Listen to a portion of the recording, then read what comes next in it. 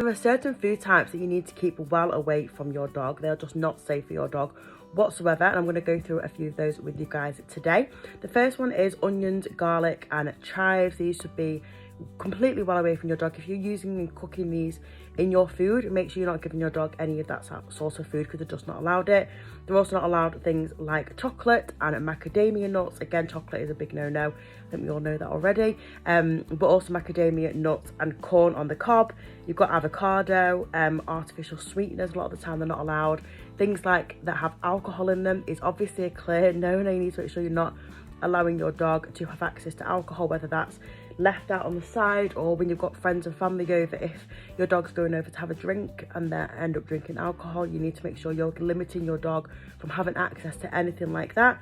And also any cooked bones as well. You just need to completely reassure that there's nothing that your dog has access to within this list.